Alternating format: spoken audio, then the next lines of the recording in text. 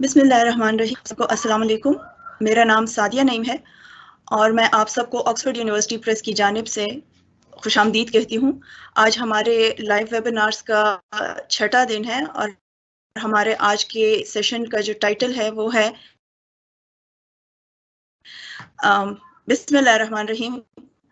अस्सलाम वालेकुम। मेरा नाम सादिया नईम और मैं इस जानिब से आप सबको खुशामदीद कहती हूँ। हमारे आज के सेशन का उन्वान है teaching Urdu language through holistic approach. हमारे आज के सेशन के दो सहूलतकार हैं। मैं पहले आपसे उनका तारुफ करा दूं। हमारे पहले सहूलतकार का नाम अमार ज़िया साहब हैं। अमार ज़िया साहब ने जामिया कराची से एमए उर्दू की डिग्री ली और कई बरस एमए एजुकेशन की डिग्री ली और कई बरस तक उर्दू की तदरीस और निसाबी कुतब के एडिटर के तौर पर ऑक्सफोर्ड यूनिवर्सिटी प्रेस से मुंसलिक रहे। फिल वक्त वो बतौर मुतरज्जुम और मुसन्निफ मुख्तलिफ शोबों में सरगर्म अमल हैं और बच्चों के लिए उर्दू ज़बान में दिलचस्प व मयारी अदब तख्लीक करने में खुसूसी दिलचस्पी रखते हैं। हमारी दूसरी सहूलतकार फरजाना सैयद साहिबा हैं। उन्होंने AMI ट्रेन डायरेक्टर्स हैं और बीएड और मास्टर्स इन एजुकेशन की सनद याफ्ता हैं और नई नस्ल की तालीम और तरबियत को बतौर माशरती फरीज़ा अंजाम दे रही हैं।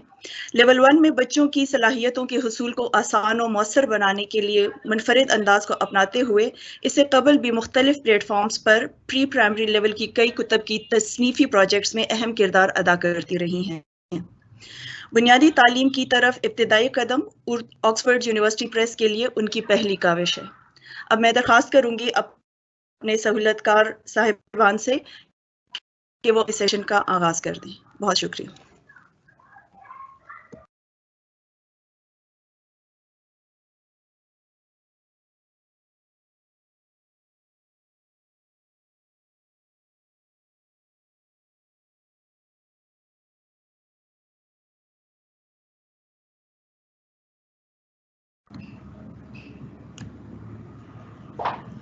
अस्सलाम वालेकुम।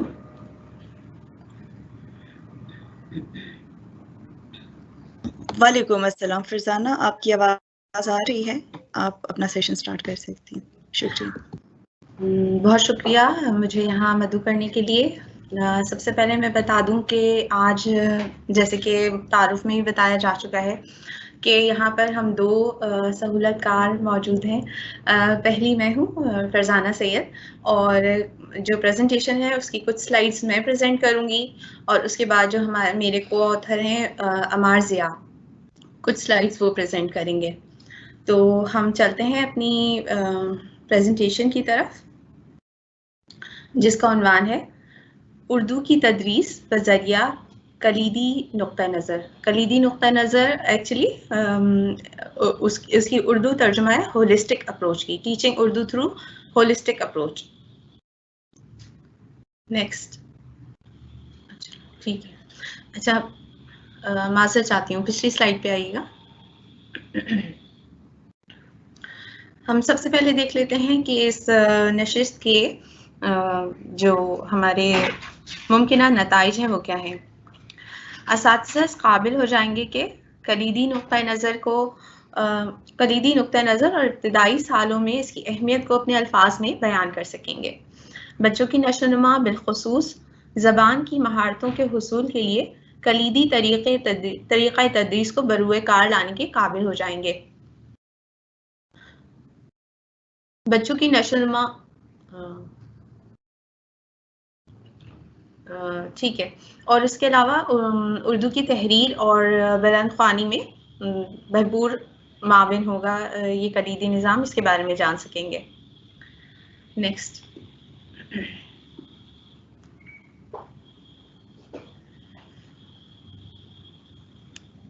کلیدی نقطۂ نظر یا ہولسٹک اپروچ کیا ہے اور اس کی ابتدائی سالوں میں کیا اہمیت ہے؟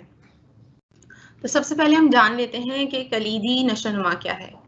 کلیدی نشوونما بالخصوص اس پورے ایک جامع سسٹم کا نام ہے، ہولسٹک اپروچ یا کلیدی نقطۂ نظر، جس میں بچوں کی تعلیم و تربیت کو ہم ایک مکمل جامع طور پہ دیکھتے ہیں۔ جیسے مثال کے طور پہ آپ نے اور ہم نے سب نے بچوں کی نشوونما ظاہری طور پر دیکھی ہوئی ہے، یعنی بچے کی پیدائش سے لے کر اس کا بڑا ہونا، اس کا چلنا، پہلے گھٹنوں کے بل چل رہا ہوتا ہے، پھر پیروں کے بل کھڑے ہو کے چل رہا ہوتا ہے، چیزوں کی گرفت کرتا ہے، پھر خود مختار ہوتا چلا جاتا ہے، بڑا ہوتا ہے، بلوغت اور سارے اس کے مراحل سے ہم واقف ہیں۔ یہ تمام جو ہے وہ جسمانی نشوونما ہے۔ لیکن ایسا نہیں ہے کہ بچہ صرف جسمانی طور پر جو ہے وہ اس کی نشوونما ہو رہی ہے، یہ ایک پوشیدہ عمل کہہ سکتے ہیں آپ کہ جسمانی نشوونما کے ساتھ ساتھ بچے کی جو ہے وہ اور بہت سے پہلوؤں کی نشوونما ہو رہی ہوتی ہے، جن میں جو ہے وہ آپ کے سامنے جو سلائیڈرز پہ آپ دیکھ سکتے ہیں کہ ذہنی، سماجی، جذباتی، تخلیقی، ریاضیاتی اور جسمانی، جس کا میں نے پہلے تذکرہ کیا، یہ تمام جو پہلو ہیں ان کے ساتھ مل کے نشوونما ہو رہی ہوتی ہے بچی کی، اور جو کہ بظاہر ہم کو نظر نہیں آ رہی ہوتی، لیکن سائڈ بائی سائڈ یہ تمام چیزیں، تمام پہلو جو ہیں وہ بچے کی نشوونما کا حصہ بن رہے ہوتے ہیں، اور ان میں جو ہے وہ بچہ جو ہے دھیرے دھیرے وہ اگلے لیول کے اوپر جا رہا ہوتا ہے۔ اب ہم اگلی سلائیڈز میں دیکھیں گے ان کو ذرا تفصیل سے کہ ان پہلوؤں کا جو ہے وہ ابتدائی سالوں میں کیا کردار ہے اور کس طرح تعلیمی نظام میں اس کی اہمیت ہے۔ نیکسٹ۔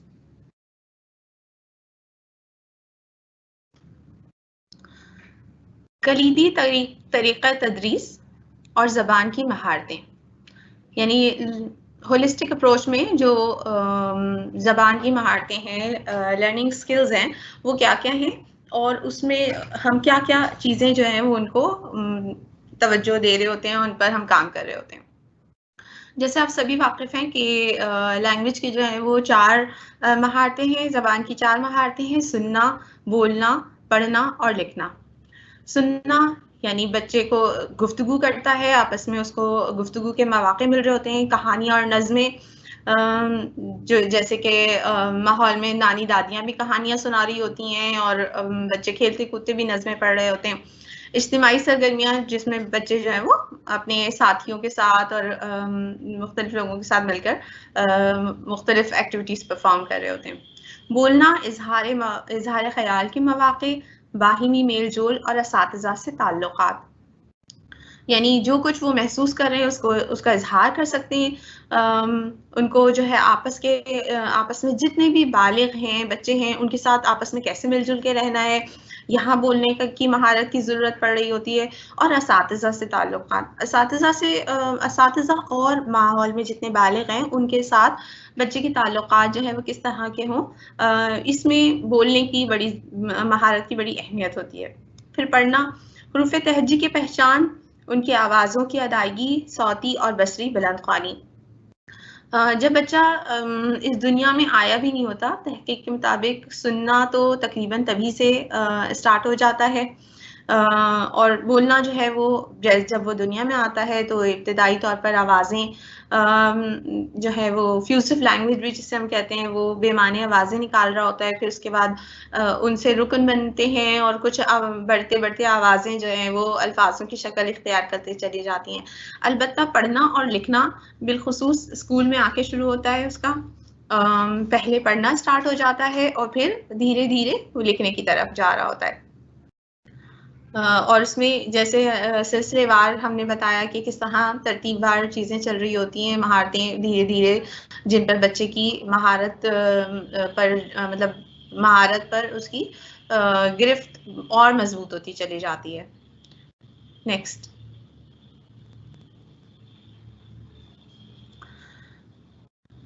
کلیدی نقطۂ نظر اور اساتذہ کا کردار۔ ہم بات کر رہے ہیں کہ بچہ جو ہے وہ صرف جسمانی نشو و نما نہیں ہو رہی اس کی، بلکہ وہ سماجی طور پر بھی اس کی نشو و نما ہو رہی ہے، اور جو ہے اس کی ذہنی نشو و نما بھی ہو رہی ہے، اور روحانی بھی ہو رہی ہے، اور جذباتی بھی ہو رہی ہے، اور تخلیقی بھی ہو رہی ہے۔ تو یہ تمام جب نشو و نما ہو رہی ہیں تو اساتذہ کا کیا کردار ہے؟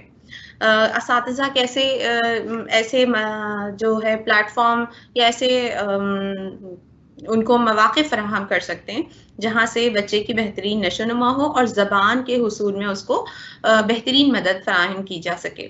جیسے کہ کہا جاتا ہے کہ انسان اپنی زبان کے پیچھے پوشیدہ ہے، تو جتنی اچھی زبان کوئی بھی انسان استعمال کرتا ہے، جتنی شائستہ زبان کو شخص استعمال کرتا ہے، اسی طرح اس کی شخصیت کا جو ہے وہ سراپا ہمارے ذہن میں تیار ہونا شروع ہو جاتا ہے، اس کا خاکہ بننا شروع ہو جاتا ہے، اس کی جو پچھلی زندگی ہے اس کا عکس نظر آنا شروع ہو جاتا ہے۔ تو زبان جو ہے جب ہم بات کر رہے ہیں کہ اتنی اہم ہے، اور زبان کا تعلق صرف لسانی مہارتوں سے نہیں ہے، بلکہ ان تمام پہلوؤں کے ساتھ وہ مرکب ہے، مجموعہ ہے، تو پھر ظاہر سی بات ہے کہ اتنی اہم جو عمل ہے اس میں اساتذہ کی تیاری بھی بہت ہی مخصوص ہونی چاہیے۔ تو یہاں کچھ آپ سلائیڈز پہ دیکھ رہے ہیں کہ اپنی اسکرین پر کہ یہاں پر ہم نے کچھ جو ہے وہ چیدہ نقاط لکھے ہوئے ہیں، پھر ہم اس پہ ذرا تفصیل سے بات کر لیتے ہیں کہ کس طرح اساتذہ اپنی ذمہ داری کو پورا کریں گے۔ تو سب سے پہلے ماحول کی تیاری۔ تو ماحول کی تیاری کا جہاں تک تعلق ہے تو آپ سبھی جانتے ہیں کہ جو سب سے پہلے ہم کہیں بھی جاتے ہیں کسی بھی کام سے مقصد سے، سب سے پہلا ہمارا انٹریکشن ماحول سے ہوتا ہے۔ تو اساتذہ کی یہ بھرپور ذمہ داری ہے کہ وہ ماحول کو بچوں کے مطابق ایسا تیار کریں جہاں ان کے لیے پہلے تو وہ ماحول جو ہے محفوظ ہو، روشن ہو، ہوادار ہو، وہاں جو چیزیں میسر ہیں وہ بچوں کی عمر کے مطابق ہوں، ان کی جو حد نگاہ ہو وہ اس کے محور کے اندر آتے ہوں۔ ایسا نہ ہو کہ چیزیں آپ نے جو ہے وہ اتنی اونچی لگا دی کہ بچوں کو دکھائی نہ دے رہی ہوں، وہ اس تک پہنچ ہی نہ سکتے ہوں، ایسی ہو جہاں تک بچوں کی رسائی ممکن ہو۔ پھر اس کے علاوہ ایسا فرنیچر نہ ہو جہاں سے بچے ٹکرا کے اور انہیں چوٹ لگ جائے، یا ایسی کرسیاں، میں نے ماحول میں ایسی کرسیاں بھی دیکھی ہیں جس میں بچے جو ہیں وہ بیٹھ کے اور میز پہ آسانی کے ساتھ کام نہیں کر سکتے، جب انہیں کام کرنا ہوتا ہے تو وہ عموماً کھڑے ہو رہے ہوتے ہیں بار بار، یا ایسی کرسی ہوتی ہے جن میں ان کی کمر سیدھی نہیں رہ رہی ہوتی ہے اور وہ گڑھے میں گر رہے ہوتے ہیں۔ تو یعنی یہ بظاہر بڑی معمولی سی بات ہے، لیکن اگر بچے کی جسمانی طور پر ہی وہ مطمئن نہیں ہے تو وہ تعلیمی جو باقی سرگرمیاں ہیں اس میں کیسے دلچسپی لے سکتا ہے۔ اور جیسے ہم بات کر رہے ہیں کہ اس عمر میں بچہ صرف ذہنی جسمانی نشو میں نہیں پا رہا، بلکہ بہت سارے اور اس کے پہلو ہیں، وہ تمام بھی ہمیں ان پہ نظر رکھنی ہے۔ تو اس کے علاوہ یہ کہ ماحول صرف یعنی اس طرح سے تیار ہو، اس کے علاوہ آپ کے پاس جائیں وہ ماحول میں ایسی چیزیں بھی تیار ہوں جو بچے کو اکسائیں، تجسس پیدا کریں، خوبصورت ہو، اٹریکٹ کریں بچے کو، وہ تمام چیزوں کا بھی آپ کو خیال رکھنا ہے۔ پھر تدریسی مواد وہ لازمی جز ہے آپ کے جتنی بھی ٹیچنگ پروسیس ہے کہ اس کے بغیر کچھ بھی ممکن نہیں ہے۔ آپ جیسے اجزاء کے بغیر جو ہے وہ کھانا نہیں بنا سکتے، اسی طرح تدریسی مواد کے بغیر آپ بچے کو جو ہے وہ ممکنہ مدد نہیں فراہم کر سکتے۔ کچھ جیسے پرانے جو روایتی طریقہ تدریس تھا اس میں اساتذہ جو ہیں وہ اس طریقے کو استعمال کرتے تھے کہ بس انہوں نے بتا دیا اور بچے نے سن کے وہ ازیوم کر رہے ہوتے تھے کہ بچے سیکھ لیتے ہیں۔ تو بالکل اس طرح سے جدید طریقہ تدریس میں اس طرح سے عمل نہیں کیا جاتا۔ ہمارے پاس جو ہے وہ تدریسی مواد اس طرح ہونا چاہیے تیار جو کہ بچے کے تمام نشو و نما کے پہلوؤں کو جو ہے وہ اس کی یعنی ان کو اس کی جو ارج ہوتی ہیں، جو جس کی طرف وہ اس کو اندر سے مواقع وہ مل رہے ہوتے ہیں، یعنی انسٹنٹس مل رہے ہوتے ہیں، اس کو متحرک مل رہے ہوتے ہیں کہ بھئی یہ کرو، حرکت کرو، بات کرو، اپنے دوستوں سے ملو، ان تمام کے مواقع ملیں۔ ٹھیک ہے، یعنی کہ مثال کے طور پہ ایک چھوٹی سی مثال دے رہی ہوں. ویسے تو آپ رہنمائی جو اساتذہ ہے ٹیچرز گائیڈ، اس میں یہ تمام جو پہلو ہیں ان کو بہت تفصیل کے ساتھ وہاں پر اس کا تذکرہ ہے، اور آپ کو ٹیچرز گائیڈ میں بہت ساری ایسی مشقیں جو ہیں وہ بتائی گئی ہیں جن سے آپ جو ہیں وہ ایسی ماحول تیار کر سکتے ہیں جن سے بچے کو بھرپور مدد ملے. پھر اس کے بعد جو ہے ہم بات کرتے ہیں گوشوں کی تزئین اور آرائش. جو لرننگ سینٹرز ہیں چھوٹے بچوں کے اسکول میں لرننگ سینٹرز کی بہت اہمیت ہے. آپ نے جو ہے وہ بچوں کی آمد سے قبل اور جو ہے وہ چیزیں ارینج کرنی ہے، ڈفرینٹ جو ہے لرننگ سینٹرز بنانے ہیں. جیسے مثال کے طور پہ ایک لرننگ سینٹر جو ہے وہ زبان کا ہے، تو ایک لرننگ سینٹر جو ہے وہ ریاضی کی مشقوں کا ہے، ایک لرننگ سینٹر جو ہے وہ سائنس کے تجربات کا ہے، اور ایک لرننگ سینٹر جو ہے وہ تخلیقی جو یعنی تخلیقی حص کی جو کیا کہیں گے اس کو مزید تقویت دینے والے عوامل ہیں یا عمل ہیں، ان کے لیے ایک گوشہ آپ نے سجایا ہوا. تو اس سے کیا ہوگا کہ بچے جو ہیں وہ مختلف گوشوں میں جائیں گے اور ایسی ایکٹیویٹیز کریں گے جس کے ساتھ جو ہے نا وہ ان کو جتنی بھی ہمارے لرننگ ٹارگیٹس ہیں وہ ان کے تھرو اچیو ہو رہے ہوں، یعنی ہمارے جو مقاصد ہیں پڑھائی کے وہ ان کے ذریعے سے حاصل ہو رہے ہوں. ٹھیک ہے، پھر اس کے بعد ہم بات کرتے ہیں جسمانی سرگرمیاں. آپ نے ایسے اساتذہ کا ایک کردار ہے کہ سرگرمیاں جو ہیں وہ اس طرح سے ترتیب دیں کہ بچے جو ہیں وہ اپنے پورے جسم کے ساتھ، یعنی مثال کے طور پہ جو روایتی نظام ہے اس میں ہم بچہ جو ہے وہ ایک کرسی پہ بیٹھا ہوا ہوتا ہے اور اساتذہ جو ہے وہ سارے جو ہے ٹاسک پرفارم کر رہے ہوتے ہیں. تو ہوتا کیا ہے کہ بچے کی اس عمر کی خاص ضروریات ہیں جس میں اس نے چلنا بھی ہے، توازن کا بھی اس کو جو ہے وہ انتظام کرنا ہے، اس نے بڑی چیزوں کو بھی اٹھا کے بیلنس کر کے چلنا ہے، چھوٹی چیزوں کو بھی سنبھالنا ہے، اس کو گرفت بھی کرنی ہے، مضبوطی بھی لانی ہے. یہ ساری چیزیں جو ہے وہ اس کی جسمانی نشو و نما کا حصہ ہے. مگر ایسا نہیں ہے کہ جسمانی نشو و نما کے لیے آپ باہر لے جائیں گے گراؤنڈ میں اور صرف اس کا ایکسرسائز کرا دیں گے 5 منٹ کی یا 10 منٹ کی. یہ بالکل ہی اس کو ہم ہولسٹک اپروچ یا نہیں کہیں گے. ہولسٹک اپروچ میں یہ ہے کہ بچہ یہ تمام کام روزمرہ کی سرگرمیاں کرتے ہوئے جو جتنے بھی اس کے نشو و نما کے پہلو ہیں ان کو تمام کو بروئے کار لا رہا ہو اور ان کی تمام کی مدد ہو رہی ہو. مثال کے طور پہ آپ اردو کے ذخیرہ الفاظ پڑھا رہے ہیں تو آپ نے چند ذخیرہ الفاظ کی فلیش کارڈ جو ہیں وہ دور کہیں دیوار کے اوپر لگا دیے، ذخیرہ الفاظ کی دیوار بنا دیا اور بچے کو ایک کارڈ دکھایا اور کہا کہ آپ جائیے یہ اس جیسا ایک کارڈ جو ہے نا وہ میں نے کہیں لگایا ہے، وہاں دیوار پہ جائیں، ذخیرہ الفاظ کی دیوار پہ آپ وہاں سے اس جیسا کارڈ لے کے آئیں. تو بظاہر یہ آپ اس کو یوں ہی بورڈ پر لکھ کے بھی دکھا سکتے تھے، لیکن اب آپ نے کیا کیا، اس کو ایک پہلے تو آپ نے پڑھنے کا موقع دیا، اس نے یعنی اس نے اپنی بصری حص کو استعمال کر لیا. پھر اس کے بعد جو ہے وہ چل کے گیا تو اس کو ایک حرکت کا موقع مل گیا، اس نے پورے جسم سے اپنی حرکت کی، گیا وہاں جا کے تلاش کیا، جو اس نے حرف کو اپنی یا لفظ کو اس نے اپنے یادداشت میں رکھا تھا، اب وہاں سے اس کی جو ہے وہ ذہنی نشو و نما ہو رہی ہے، اس کی یادداشت کی تربیت ہو رہی ہے. پھر وہ جا کے وہاں سے تلاش کرتا ہے، میچنگ کی لے کے آتا ہے. تو یہ ساری چیزیں جو ہے وہ اس طرح پلان کی جائیں کہ بچے اپنے تمام تر نشو و نما کے جتنے مراحل ہیں ان میں اپنی تمام تر جو صلاحیتیں ہیں ان کو بروئے کار بھی لائیں اور ان میں ترقی بھی کرتے جائیں وقت کے ساتھ ساتھ. پھر اس کے بعد ہم بات کرتے ہیں عضلاتی مہارتوں کی. اس میں ہمارے پاس 2 قسم کی عضلاتی مہارتیں ہوتی ہیں، فائن موٹر سکلز اور گراس موٹر سکلز، چھوٹے عضلات اور بڑے عضلات. تو یہاں پر ضرورت ہے کہ جیسے میں نے ذکر کیا کہ آپ نے بڑے عضلات کی سرگرمیاں بنائیں، جانا، چلنا، اٹھا کے لانا، کوئی چیز دی آپ نے، ذخیرہ الفاظ میں سے کوئی ایک ٹھوس شکل دکھائی اور کہا کہ اس جیسا جو ہے وہ کارڈ تلاش کریں، یا آپ نے کارڈ دکھایا اور کہا کہ اس جیسی کوئی اوریجنل چیز ماحول میں ڈھونڈیں، یا اور کوئی اس طرح کی ایکٹیویٹی.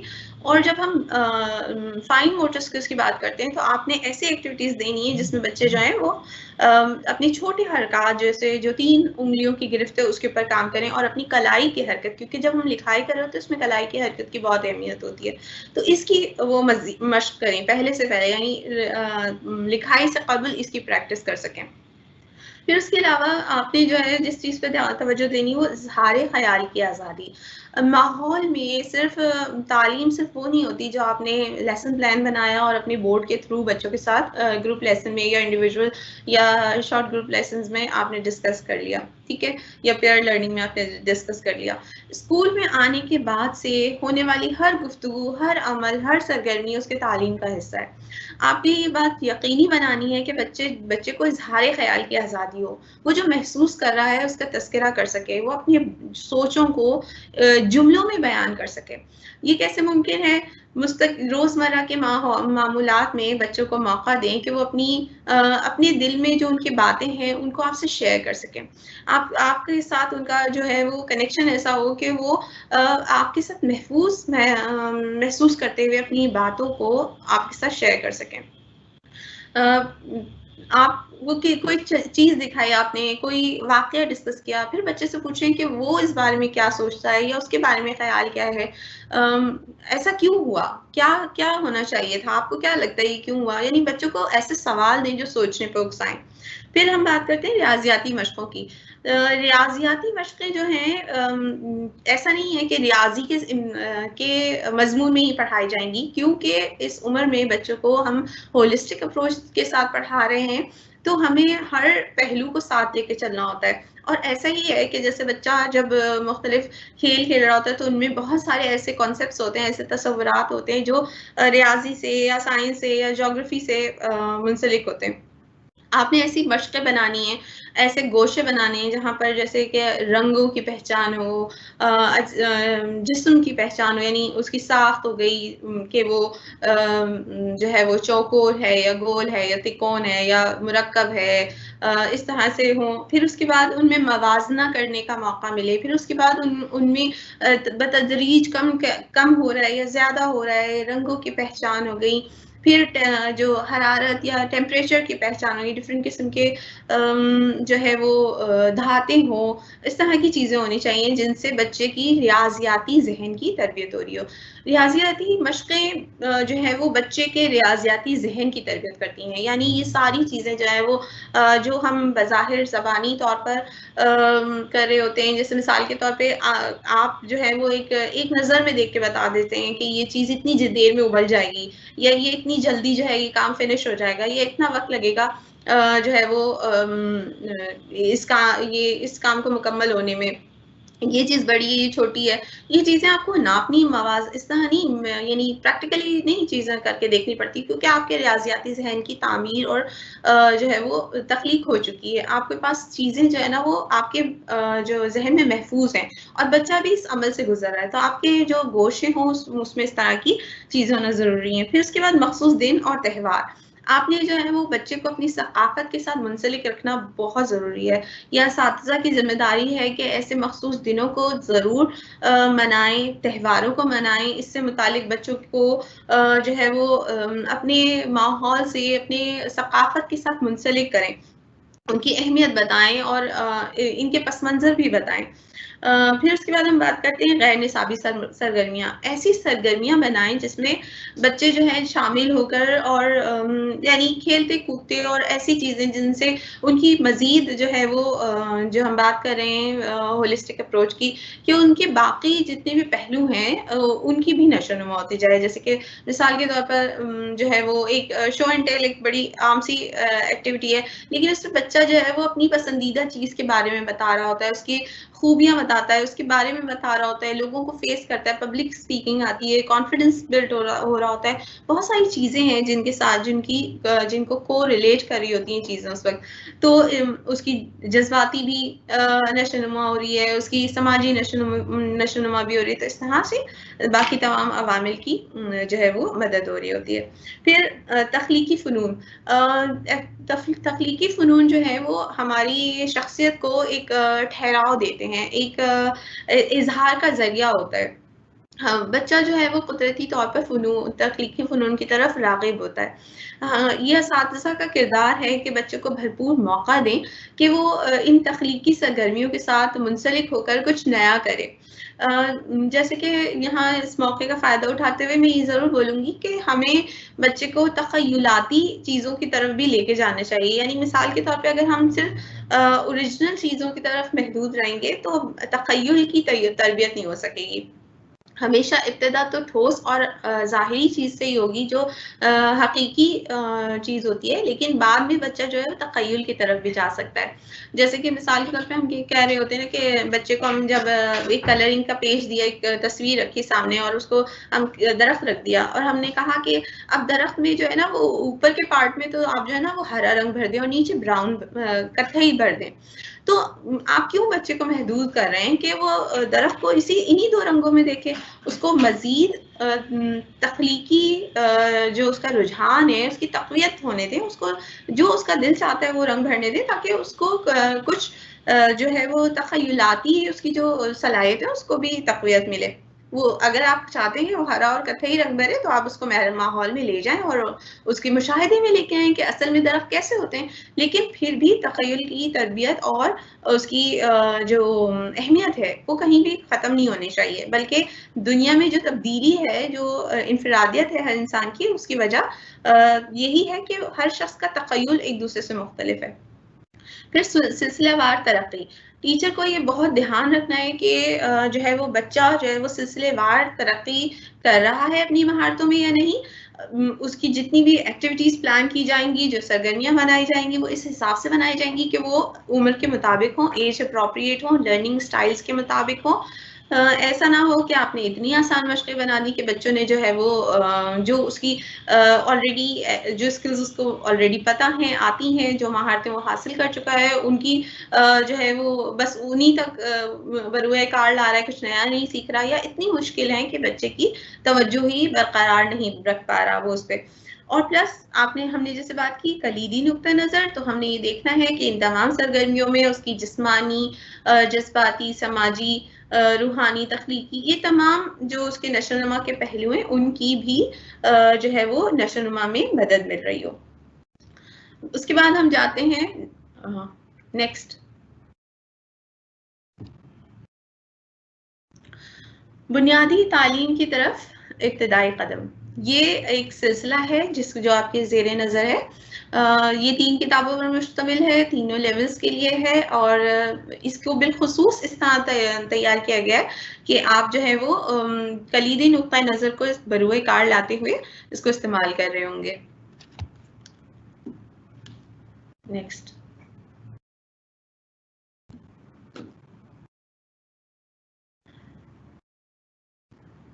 اچھا، اب ہم بات کریں گے بنیادی مہارتیں کیا کیا ہیں، اور ان بنیادی مہارتوں کو ٹیچر نے کیسے فوکس کرتے ہوئے اپنی جو ہے وہ لیسن پلانز کو بنانا ہے، اپنی ایکٹیویٹیز کو کیسے پلان کرنا ہے، اور یہ کتابیں جو ہے وہ کس طرح ان بنیادی مہارتوں کو جو ہے وہ اس میں ان کے حصول میں مدد کر رہے ہیں. تو سب سے پہلے بنیادی مہارتوں میں زبان کی 4 بنیادی مہارتیں ہیں، جیسے کہ بنیادی مہارتوں کی سلسلے وار نشو و نما ہو رہی ہے اس میں. ٹھیک ہے، یعنی سننا، بولنا، پڑھنا اور لکھنے کے تمام کے مواقع مل رہے ہیں. سننا اور بولنا تو جو ہے وہ ٹیچرز کی ایکٹیویٹی ہے، یعنی ٹیچرز ان کو اس طرح پلان کر رہے ہوں گے کہ انہیں بولنے کے موقع دیے جائیں اور جو ہے وہ اظہار خیال کے مواقع ہوں. اور لکھنے اور پڑھنے کی بالخصوص مشقیں جو ہیں وہ کتاب میں سلسلے وار موجود ہیں. ٹیچرز کی مدد کے لیے جو ہے وہ ہر صفحے پر مقصد لکھا ہے مشق کا، تاکہ ٹیچر کو یہ معلوم ہو کہ آج جو میں پڑھا رہی ہوں اس کا اصل مقصد کیا ہے، اور وہ پھر بچے کی جو بتدریج ترقی ہو رہی ہے کسی مہارت میں اس کو وہ جانچ سکے اور اس بات کا اندازہ لگا سکے کہ بچہ جو ہے وہ اپنی صحیح راہ پر گامزن ہے یا اس کو مزید جو ہے مدد درکار ہے. پھر اس کے بعد جو ہے وہ صوتی اور بصری طریقہ تدریس ہے. یہاں پر ہم اس بات کا بالکل یہ انتظام کیا گیا ہے، اہتمام کیا گیا ہے کہ کتاب میں جو بلند خوانی یا لسانی جو وہ ہے تدریس ہے وہ دونوں مہارتوں کے ذریعے ہو. صوتی جو ہے وہ دیکھ کے پڑھنے، صوتی جو ہے وہ آوازوں کو ملا کر پڑھنے کا نظام ہے، اور بصری جو ہے وہ دیکھ کر پڑھنے کا طریقہ ہے. دونوں مہارتوں کی بہت زیادہ اہمیت ہے، بالخصوص ابتدائی سالوں میں ہم ایسا نہیں کر سکتے کہ صرف صوتی نظام کو لے کے چلیں اور یا صرف بصری نظام کو لے کے چلیں. دونوں کا سائڈ بائی سائڈ لے کے چلنا بے انتہا ضروری ہے، اس کے بے انتہا فوائد ہیں. اس لیے کتاب میں جو ہے وہ دونوں قسم کی مشقوں کو استعمال کیا گیا ہے. پھر اس کے بعد پاکستان کی تہذیب اور ثقافت کی جو ہے وہ اس سے ہم نے ایسی مشقیں بنائی ہیں جس سے بچے جو ہیں وہ اپنی تہذیب کے ساتھ اور ثقافت کے ساتھ جو ہے وہ منسلک رہیں گے. ان کا رشتہ اس سے بہت مضبوط ہو جائے گا، اور جو ایک ہمارے معاشرے میں اپنی تہذیب سے دوری ہے اور اپنی تہذیب سے کو جو ہے وہ ہم کم گردانتے ہیں، اس کی طرف جو ہے وہ ہم ایک بیج بو دیں گے بچوں کے جو ہے وہ نشو نما کے دنوں میں، کہ وہ ابتدائی دنوں سے ہی اپنی تہذیب کو پسند کریں گے، اپنی تہذیب کو سراہیں گے، اور ایک اس کے ساتھ ان کا جو ہے وہ اٹوٹ رشتہ منسلک ہو سکے گا. پھر ہے مہارتوں کا بین المضامین تعلق، یعنی انٹر کنیکشن یا جو ہے وہ انٹیگریٹڈ لرننگ. تو جیسے میں نے تذکرہ کیا کہ کیونکہ جو ہے وہ ہولسٹک اپروچ کو ہم فالو کریں ان کتابوں میں، اور اس عمر میں تعلیم کا اور تدریس کا بہترین طریقہ یہ ہے کہ ہولسٹک اپروچ کو لے کے چلیں، تو ہم ایسی مشقیں بھی ہیں ان کتابوں میں جن میں بچے جو ہے وہ زبان کے جو مہارتیں ان کو سیکھ رہے ہیں. پھر ایسے مضامین بھی ہیں جس میں سائنس سے ریلیٹڈ جو ہے وہ معلومات مل رہی ہے، ریاضی سے متعلق مل رہی ہے، رنگوں کی پہچان ہو گئی، پھر تعداد گننا ہو گیا، پھر بڑے اور چھوٹے کا سلسلہ وغیرہ ہے. پھر اسی طرح جو ہے وہ جغرافیہ، مختلف جگہوں کی سیر اور ان کے بارے میں معلومات. تو یہ سارا جو ہے وہ اس طرح سے ترتیب دیا گیا ہے کہ آپ بظاہر جو ہے وہ زبان سکھا رہے ہیں، لیکن چونکہ زبان جو ہے وہ صرف گفتگو کا ایک ذریعہ نہیں ہے، بلکہ زبان دراصل علم کے حصول کا ذریعہ ہے. تو وہ تمام جو ہے اس کو مواقع دیے جا رہے ہیں کہ بچہ جو ہے وہ تمام کے اوپر بھرپور اپنی گرفت حاصل کر لے. پھر اس کے بعد ہم بات کرتے ہیں ادب کا تعارف. تو بالخصوص اس کتابی سلسلے میں آپ دیکھیں گے کہ بے انتہا خوبصورت نظمیں اور کہانیاں دی گئی ہیں جس سے بچے جو ہیں وہ محظوظ بھی ہوں گے، اور ان کی جو ہے وہ تربیت ہو رہی ہوگی، اور ان کا تعلق ادب سے جو ہے وہ جڑ جائے گا. ثقافت سے دوری کی ایک وجہ یہ بھی ہے کہ ہمارے جو بچے ہیں وہ ادب سے دور ہیں، تو ہم یہ چاہتے ہیں کہ بچے جو ہے وہ کہانیاں اور نظموں کے ساتھ جو ہے وہ ادب کے ساتھ اپنا تعلق مضبوط کر لیں. پھر اس کے بعد ہم بات کرتے ہیں فہم، فکر اور بیان کی اہمیت. کسی بھی ایک شخص کے جو ہے وہ معاشرے کا فائدے مند شخص وہ تبھی ہو سکتا ہے جب اس کی فکر اور فہم جو ہے اور بیان جو ہے نا وہ معاشرے کے حق میں ہو. یعنی وہ چیزوں کے اوپر غور و فکر کرتا ہو، وہ سوچتا ہو کہ ایسا غلط ہے تو یہ چیز غلط ہو رہی ہے اور اس کو صحیح کرنا ہے تو ایسے کرنا ہے. تو اگر ہم معاشرے کے ایک فرد کے بارے میں سوچتے ہیں کہ اس میں یہ کمیاں ہیں، تو اس کا مطلب یہ کہ بچے کی تربیت میں وہ چیزوں کی کمی رہ گئی ہے. تو ہمیں بہت ہی ضروری ہے کہ ہم ابتدائی سالوں سے ہی ایسے مواقع دیں کہ بچے جو ہیں وہ ان کی ان پہلوؤں پر بھی تربیت ہو سکے.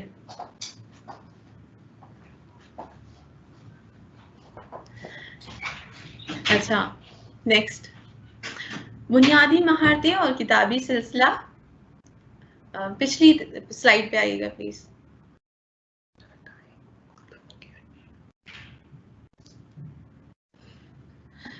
جو آپ کے سامنے زیر نظر تصاویر ہیں، یہ ہماری جو کتابی سلسلہ ہے اس کی تصاویر ہیں.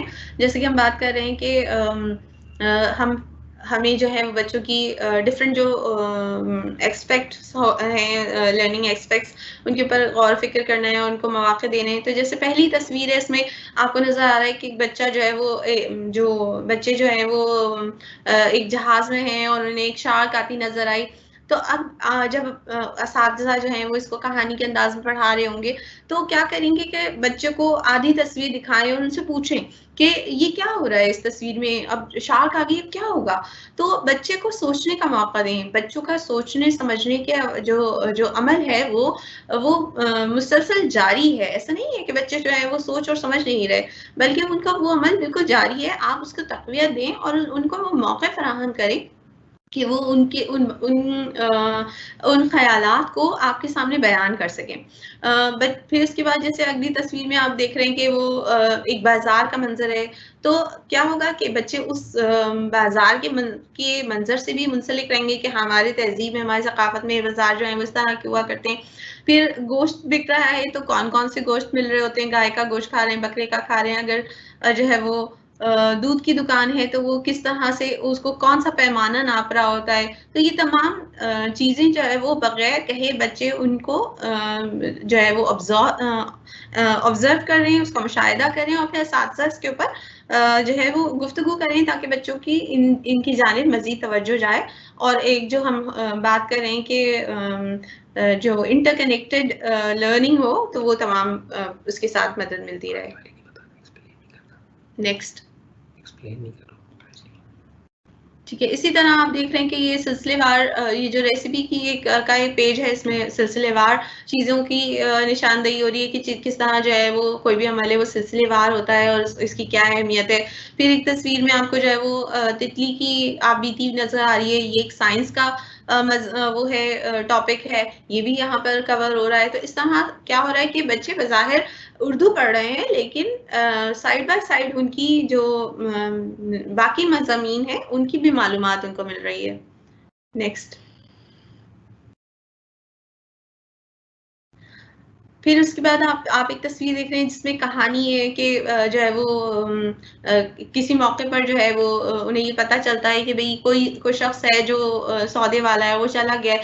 تو اب ایک تاثر، ایک جذباتی جو ایک فیلنگ ہے کہ اب کیا ہوگا، اور اب وہ تو چلا گیا. تو ایسے موقع پر جب آپ یہ اس قسم کے مضامین پڑھا رہے ہیں، یا ایک بچہ ہے جو مسکراتا نہیں ہے، اس میں کسی چیز کی ایک احساس کمتری ہے، تو وہ کیا وجہ ہے، وہ کیوں احساس کمتری کا شکار ہو رہا ہے. اور ہوتا یہ عموماً کہ ہم جب تک کسی ماحول میں کسی کے ساتھ جو ہے وہ جذباتی طور پر منسلک نہیں ہوتے، ہم اس کے ساتھ اپنی جو ہے وہ کسی کمی یا کسی جو ہے وہ احساس کمتری کا تذکرہ نہیں کر سکتے.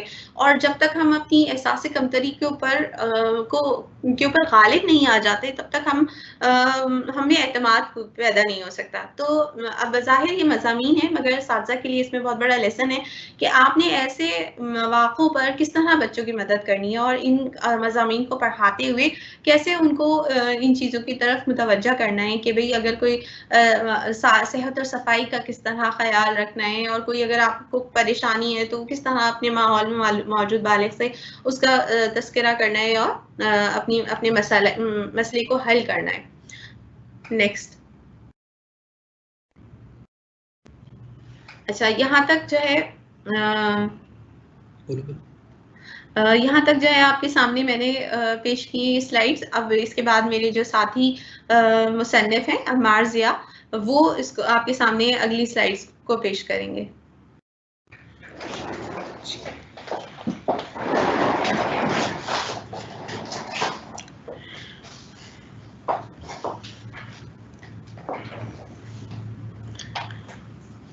السلام علیکم، میرا نام عمار ضیاء ہے اور میری طرف سے آپ سب کو آج کے سیشن میں خوش آمدید.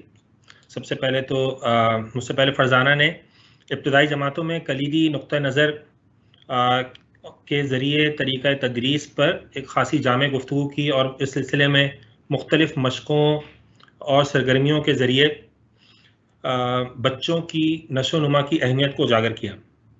ایک عمومی نقطہ نظر یہ ہے کہ بچے طلباء ابتدائی جماعتوں میں ایک خالی باسکٹ کی طرح ہوتے ہیں، اور بطور معلم، بطور مدرس ہمارا کام یہ ہے کہ ہم اس میں بہت ساری معلومات اور علم بھر دیں. لیکن در حقیقت ایک معلم کی، ایک مدرس کی ذمہ داری یہ ہے کہ وہ اس باسکٹ میں پہلے سے موجود چیزوں کو باہر لے کر آئے، اسے استعمال کرے. اسے ایک بیج کی مثال سے سمجھیے کہ سیب کا بیج کتنا چھوٹا ہوتا ہے اور کتنا بد ذائقہ ہوتا ہے، لیکن اس چھوٹے سے بیج میں پورا سیب کا درخت اور کئی سال تک کا پھل موجود ہوتا ہے. تو ایک باغبان یا مالی کی کیا ذمہ داری ہے؟ کیا وہ اس بیج کو بتاتا ہے کہ تم نے ایسے بڑا ہونا ہے، تم نے ایسے درخت بننا ہے، تمہارا پھل ایسے لگنا ہے، اس کا ذائقہ ایسا ہونا چاہیے؟ نہیں، بلکہ وہ ایک ایسا ماحول فراہم کرتا ہے، ایسے حالات بناتا ہے، اس کا اس طرح خیال رکھتا ہے کہ وہ بیج کے اندر موجود درخت باہر آ سکے. یہی کام، یہی ذمہ داری ایک معلم کی، ایک مدرس کی بھی ہے. بہرحال میں اپنی گفتگو میں ابتدائی جماعتوں میں اردو کی پڑھائی پر یعنی ریڈنگ پر، بلند خوانی پر توجہ رکھوں گا، اور ہم یہ دیکھنے کی کوشش کریں گے کہ ریڈنگ کس طرح کلیدی نقطہ نظر سے ہم آہنگ تدریس کو سپورٹ کرتی ہے. ہم سبھی اس بات سے بخوبی واقف ہیں، اور اس سیشن کے آغاز میں فرزانہ نے بھی ذکر کیا کہ لسانی نشو و نما کے 4 مراحل ہیں: سننا، بولنا، پڑھنا اور لکھنا.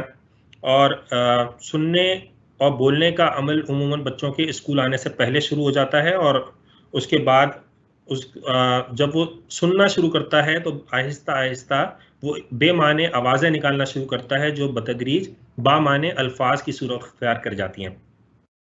اور جب ہم اسے پڑھانا شروع کرتے ہیں تو اکثر گھروں میں پڑھانے کے ساتھ ساتھ ہی کچھ شکلیں، ٹیڑھی میڑھی شکلیں بنانے کا، لکیریں کھینچنے کا عمل بھی شروع کر دیا جاتا ہے. لیکن اس کا باقاعدہ آغاز پری اسکول میں داخلے کے وقت ہوتا ہے.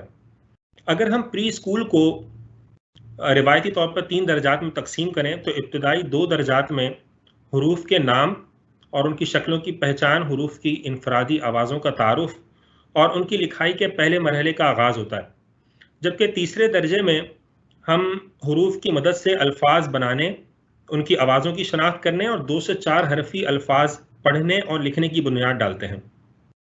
اور یہ تینوں درجات ہی ریڈنگ کے لیے، بلند خوانی سکھانے کے لیے نہایت اہم ہوتے ہیں. نیکسٹ. ابتدائی جماعتوں میں پڑھائی کی بنیاد کا اندازہ کرنے کے لیے 3 پہلو یا اشاریے یا انڈیکیٹرز ہیں جن کی مدد سے ہم سمجھ سکتے ہیں کہ ہمارا طالب علم پڑھائی کے لیے، ریڈنگ کے لیے کس حد تک تیار ہے. اس میں سب سے پہلا مرحلہ ہے حروف پہچاننے کی صلاحیت کا. حروف ریڈنگ کی بنیاد ہیں، حروف سے آوازوں کی شناخت ہوتی ہے، لہٰذا طالب علم کے لیے حروف پہچاننا بہت ضروری ہے. یہ مرحلہ ابتدائی جماعتوں میں ہی طلباء کو طے کروا دیا جاتا ہے. دوسری بات ہم یہ دیکھیں گے کہ متن سے متعلق اسے بنیادی معلومات حاصل ہو. مثلا کتاب کہاں سے شروع ہو رہی ہے، اس کا سرورق کون سا ہے، بیک کور کہاں ہے، کتاب کے صفحات کس رخ سے پلٹے جائیں گے، کتاب کا متن کس رخ سے پڑھا جائے گا، یعنی اردو کی صورت میں دائیں سے بائیں یا انگریزی کی صورت میں بائیں سے دائیں. اسی طرح انہیں تصویری اور تحریری کہانیوں کی پہچان ہو، وہ تصاویر سے الفاظ کا ربط سمجھ سکیں، پہچان سکیں. یہ متن سے متعلق بنیادی باتیں ہیں جو انہیں ریڈنگ میں مدد دیں گی، اور ہم اس کے پیش نظر یہ اندازہ کر سکتے ہیں کہ ہمارا طالب علم پڑھائی کے لیے تیار ہے. تیسرا اور سب سے اہم مرحلہ ہے حروف کی آوازوں کا علم. اور اگر ہم ابتدائی مراحل میں طالب علم کو حروف کی آوازوں کی درست پہچان کروانے میں ناکام رہے تو یقین جانیے کہ ہمارا طالب علم جو ہے اس کے لیے بلند خوانی، اس کے لیے ریڈنگ مستقل مشکل بننے والی ہے. لیکن اس سے بھی پہلے ایک اہم بات، ریڈنگ کیوں اہم ہے، یا اس سوال کو ہم اپنے بنیادی موضوع سے جوڑ لیتے ہیں کہ کلیدی نقطہ نظر کے تحت تدریس میں ریڈنگ کی کیا اہمیت اور کیا کردار ہے. نیکسٹ.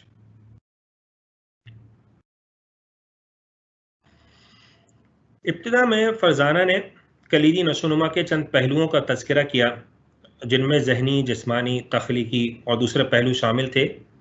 جس طرح کلیدی طریقہ تدریس میں بچے کی نشو و نما کے تمام پہلوؤں پر توجہ دی جاتی ہے، اسی طرح زبان بھی محض اظہار رائے کا یا گفتگو کا، کمیونیکیشن کا ذریعہ نہیں ہے، بلکہ ایک مکمل تہذیب اور ثقافت پروئے رکھتی ہے. اور اپنی زبان سے دوری اور محرومی ایک پوری تہذیب، ثقافت، اپنے ماضی سے، قیمتی سرمایے سے، ادب سے دوری اور محرومی کا سبب بنتی ہے.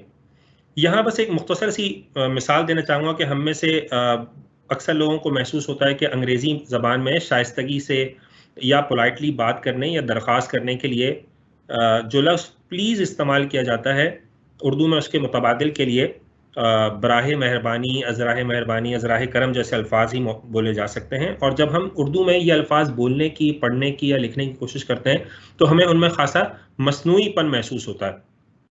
اس کے مقابلے میں ہمیں انگریزی کا لفظ پلیز جو ہے وہ खासा आसान, सादा और अपना अपना सा लगता है। लेकिन मेरी राय में उर्दू जैसी महज़्ज़ब ज़बान में इस लफ्ज़ के बगैर भी जुमले को पोलाइट रखने का अंदाज़ मौजूद है। जैसे कि अंग्रेज़ी में आप कहेंगे प्लीज़ स्टेप असाइड या please give me a glass of water. दूसरी तरफ उर्दू में आप प्लीज़ या बराहे मेहरबानी के अल्फाज इस्तेमाल किए बगैर भी इस जुमले को पोलाइट बना सकते हैं। कैसे? एक तरफ हम इस तरह से जुमला कह सकते हैं कि एक तरफ हो जाइए, पानी पिला दीजिए, ये कीजिए, लीजिए, पीजिए, दीजिए। इन जुमलों में, इन अल्फाज में बज़ाते खुद नरमी का, दरख्वास्त का एक अंदाज मौजूद है जो किसी प्लीज़ या बराहे मेहरबानी का मोहताज नहीं है। यह आपकी ज़बान से जुड़ी तहजीब है जो आपको इन अल्फाज के ज़रिए महसूस हो सकती है। बहरहाल ये तो एक ज़िमनी बात थी। हम अक्सर बच्चों और बड़ों से सुनते हैं कि उर्दू मुश्किल ज़बान है या उर्दू में अदम दिलचस्पी का रुझान बढ़ता जा रहा है। तो ऐसा क्यों है? क्या हम इब्तदाई जमातों में ही बुनियाद डालने में कोई कसर छोड़ रहे हैं? उर्दू ज़बान में मुताले का रुझान कम होने की वजह से बतदरीज हमारा ज़ख़ीरा अल्फाज महदूद होने लगा है और हमारे लिए अपनी ज़बान में मुकम्मल गुफ्तगू का या मुकम्मल अबलाग का, इजहार राय का इम्कान जो है वो मुश्किल से मुश्किल होता जा रहा है। और इसका नतीजा बिलाखिर हमारे तालिब इल्म के सामने भी, उसको भी मुश्किलात से दोचार करेगा। और बतौर मौल्लिम और मुदर्रिस हमारी ये ज़िम्मेदारी है कि हम उसे आगे के लिए तैयार करें। और इस सिलसिले में पढ़ाई की, रीडिंग की बहुत बुनियादी अहमियत है। बच्चों और बड़ों को सभी को कहानियाँ पसंद होती हैं और तस्वीरें पसंद होती हैं। बल्कि किसी का कौल है कि किताबों की सबसे अच्छी बात ये होती है कि उनमें बाज़ औक़ात तस्वीरें भी होती हैं और ये तस्वीरें ही बच्चों को मतन की तरफ राग़िब करने में मदद देती हैं और ना सिर्फ इस तरफ राग़िब करती हैं बल्कि मतन को समझने में भी तस्वीरें मदद देती हैं। और फिर ये हुरूफ, उनकी आवाज़ें और फिर अरकान के साथ साथ बच्चों को तस्वीर के ज़रिए पढ़ने तक लेकर आते हैं। नेक्स्ट। अच्छा जी, जब हम पढ़ाने की बात करते हैं तो पढ़ना सिखाने की ख़ास तौर पर जब बात हो तो हम दो तरीक़े तदरीस की बात करते हैं। एक होता है सौती तरीका और बसरी तरीका दूसरा। और फरजाना ने बताया कि दोनों की अपनी जगह अहमियत है और दोनों में से किसी एक को भी हम नज़रअंदाज करके आगे नहीं बढ़ सकते। इस बारे में, इस तरीके के बारे में आप तकरीबन सभी असातिज़ा को इल्म होगा और इस सिलसिले में काफ़ी सेशंस पे गुफ्तगू होती है। तो मैं इसकी तफसील में नहीं जाऊँगा बल्कि हम इस पर बात करेंगे कि इब्तदाई जमातों में बच्चों को रीडिंग सिखाते वक्त जो है किन किन पहलुओं को पेश नज़र रखना चाहिए। इन दोनों की अपनी जगह अहमियत है, लेकिन जब हम बात करेंगे सौती तरीके की तो ये एक बुनियादी तरीका है और इसके ज़रिए हम कोशिश करते हैं कि बच्चा हुरूफ की आवाज़ों को समझकर ख़ुद से अल्फाज बनाना सीखे। और इब्तदाई जमातों में ये बहुत अहम मरहला है और अगर हमने यहाँ गलती की तो समझ लें उसकी बुनियाद ही गलत पड़ेगी। उर्दू ज़बान में मुसव्विते और सहीहे, इन सब से आप लोग वाकिफ़ होंगे, यानी वॉवेल्स और कॉन्सोनेंट्स। इनकी सहियों की आवाज़ें हम पहले इब्तदाई जमातों के 2 दर्जात जो हैं उनमें हम बयान कर चुके होते हैं, समझा चुके होते हैं, बच्चों को ज़हन नशीन करवा चुके होते हैं। और फिर रीडिंग के लिए अरकान साजी और अल्फाज साजी के लिए हम शुरू करते हैं मुसव्वितों से। नेक्स्ट। अच्छा, उर्दू में मुसव्वितों की तादाद वैसे 1 दर्जन के करीब पहुंचती है, लेकिन हम इब्तदाई जमातों में जब अरकान साजी सिखाना शुरू करते हैं, अरकान साजी से अल्फाज साजी की तरफ लेकर आते हैं, तो हम पहले मरहले में 4 तवील मुसव्विते मुतारिफ़ करवाते हैं जो अलिफ वाव छोटी है और बड़ी ए से ज़ाहिर किए जाते हैं।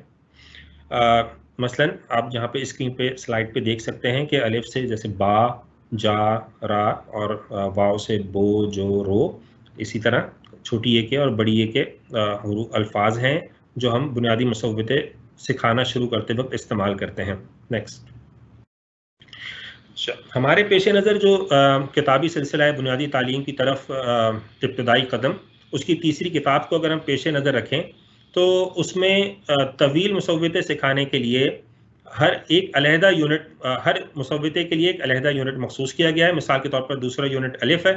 पहले सफ़े पर ही आप देखें कि एक दिलचस्प तस्वीर है और उसकी मदद से मुख्तलिफ हरूफ को अल्फाज से ملانے کا الف کی آواز سے ملانے کا نمونہ پیش کیا گیا ہے، جیسے کہ با کو الف سے ملائیں اور اسی طرح دوسرے حروف کو باری باری. پھر جب ہم آگے بڑھتے ہیں تو حروف کے ہر خاندان یا جوڑے سے ایک ایک حرف کو اس یونٹ کے مصوتے کے ساتھ ملا کر پڑھنے اور لکھنے کی مشق کروائی گئی ہے، اور پھر ان مثالوں کے ذریعے الفاظ بھی دیے گئے ہیں. نیکسٹ.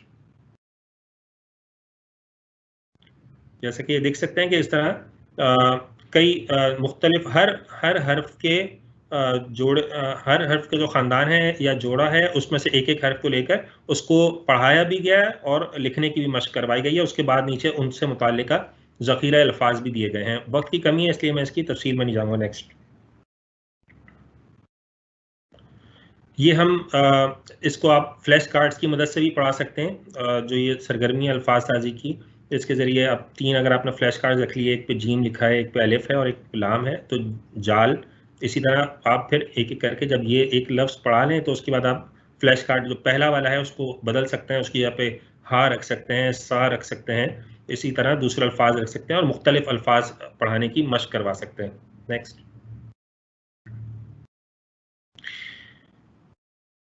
اسی طرح جب ہم الفاظ ہم نے ارکان سکھا دیے تو اب ہم کوشش کریں گے کہ ایک کے بجائے 2 ارکان کو ملا کے ہم ایک حرف بنائیں. جیسے کہ یہاں پہ 2 مشقیں دی گئی ہیں، ایک پہ درمیان میں لا لکھا ہوا ہے جیسے، اور اس کے ساتھ اور اس کے ارد گرد 4 مختلف ارکان ہیں، ہم نے ان کو ملا کے جو ہے وہ بچے کو سکھانا ہے. اس طرح وہ بچہ 2 ارکان کی مدد سے ریڈنگ سیکھنا شروع کرے گا اور اس کے ذخیرہ الفاظ میں اضافہ ہوگا اور وہ الفاظ کی پہچان بھی سیکھتا جائے گا.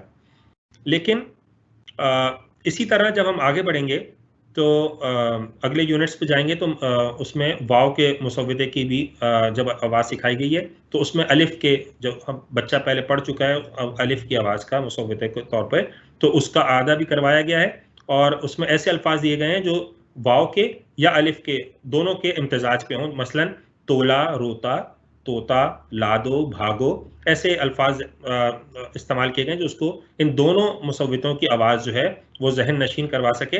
لیکن اس وقت یہ احتیاط بہت ضروری ہے کہ تاکہ یہ لرننگ کا عمل جو ہے وہ ہموار طریقے سے آگے بڑھے. خاص طور پہ جب ہم واو کا مصوتہ سکھاتے ہیں تو جب حروف کے ساتھ واو لکھا ہوا ہو تو اس کے اوپر اس سے پچھلے حروف پہ کوئی اعراب موجود نہ ہو تو اس کی واو کی آواز کئی طرح سے ادا ہو سکتی ہے. نیکسٹ. اس کی مثال کے لیے یہ سلائیڈ دیکھیں کہ اس میں جو مختلف الفاظ لکھے گئے ہیں بظاہر یہ دیکھنے میں ایک جیسے نظر آ رہے ہیں. تمام الفاظ 3 حرفی ہیں، سب کے درمیانی حرف جو ہے وہ واو ہے، لیکن اس کے باوجود ان کی آواز یکساں نہیں ہے. مثلا زور، شور، مور، توڑ، یہ سب ایک جیسے آوازیں ہیں. لیکن اب آخر کے 3 الفاظ اگر دیکھیں، چور، اور ہور، ان تینوں کی آوازیں مختلف ادا ہو رہی ہیں. تو جب ہم واو کی آواز، جب واو کا مصوتہ سکھائیں گے، یہاں اکثر لوگ غلطی کرتے ہیں اور مختلف آوازوں کے واو والے حروف کو الفاظ کو اکٹھا کر دیتے ہیں. تو یہاں پہ خاص طور پہ احتیاط کرنی ہے اور بنیادی تعلیم کی طرف ابتدائی قدم جو کتابی سلسلہ ہے، اس کی 3ری کتاب میں اس پہلو کی طرف خصوصی توجہ رکھی گئی ہے اور صرف ایسے ہی ارکان یا الفاظ متعارف کروائے گئے ہیں جن کی آواز ہم پہلے سکھا چکے ہوں. مثلا اس اگلے یونٹ میں، واو کے یونٹ میں، آپ کو بولا، تولا، کھولا، روتا، سوتا جیسے الفاظ تو ملیں گے، لیکن جوتا، آلو، خول ایسے الفاظ نہیں ملیں گے، کیونکہ اگر اس مرحلے پر ہم نے احتیاط کیے بغیر مختلف آوازیں ملا دیں تو یوں سمجھیے کہ طلبہ کی ریڈنگ کی بنیاد میں ہم نے ایک کمزور اینٹ رکھ دی ہے. اور پھر اس طرح کے کئی بچے میں نے دیکھے ہیں جن کے لیے مستقل مسئلہ بن جاتا ہے اور وہ سمجھ نہیں پاتے کہ انہیں کون سا، یہاں پہ جب واو ان کو نظر آیا تو اس کی کیا آواز ادا کریں، اور وہ اکثر غلطی کرنے لگتے ہیں. یہی مسئلہ بڑی اے کی آواز، جو اے کی جو آواز ہے، اس میں بھی اکثر غلطی کرتے ہیں کہ اے اور اے کی جو 2 آوازیں نکل سکتی ہیں جب اعراب نہ لگے ہوں تو یہاں پہ غلطی ہو جاتی ہے. بہرحال وقت کی کمی ہے اس لیے میں انہی مثالوں پہ اپنی گفتگو سمیٹتا ہوں اور کتاب میں 3ری کتاب میں شامل اپنی ایک نظم پہ بات ختم کرتا ہوں جو مجھے بہت پسند ہے اور جس میں لسانی پہلوؤں کے ساتھ ذہنی اور تخلیقی پہلوؤں کو بھی پیش نظر رکھا گیا ہے. نظم کا عنوان ہے خواہش. نظم ہے: یہ میری چڑیا، وہ میرا طوطا، ننھی سی چڑیا، چھوٹا سا طوطا، اڑتے ہیں کیسے یہ اتنا اونچا، میں ان کے جیسے کیوں نہیں اڑتا، پھیلائے میں نے ہاتھ ہوا میں اڑ نہیں پایا دھم سے گرا میں بھی تو ہوں ایک چھوٹا سا بچہ، میں کیوں ہوا میں اڑ نہیں سکتا. تو اسی نظم کے ساتھ میں فرزانہ سے کہوں گا کہ وہ اختتامی کلمات ادا کریں، پھر ہم کوشچن آنسر سیشن کی طرف بڑھیں گے. Thank you.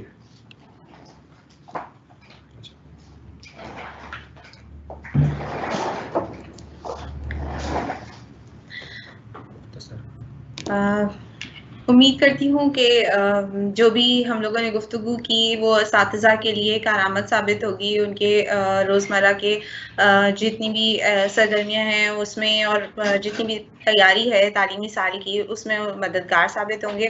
اس کے علاوہ کتابوں کے ساتھ منسلک ٹیچرز گائیڈ جو ہے وہ ہماری ویب سائٹ پہ اویلیبل ہے، آپ وہاں سے ڈاؤن لوڈ کر سکتے ہیں. اس میں جو ہے ویکلی لیسن پلان منصوبہ بندی ہے، اور جو ٹیچرز گائیڈ کے حوالے سے اور ٹیچنگ ریسورسز تدریسی مواد تمام اس میں موجود ہے. آپ اس کو ڈاؤن لوڈ کریں اور اس کو پڑھ کے اور اس کے حساب سے اس میں نظمیں، کہانیاں، جو تدریسی مواد کی تیاری، سرگرمیاں، ان کو تمام کو استعمال کرتے ہوئے اپنی جو یہ تعلیمی سال ہے اس کو آسان اور بہت اسموتھ بنائیں، اور اس کے بہترین نتائج انشاءاللہ آپ اس کو حاصل کر سکیں گے ان کی مدد سے.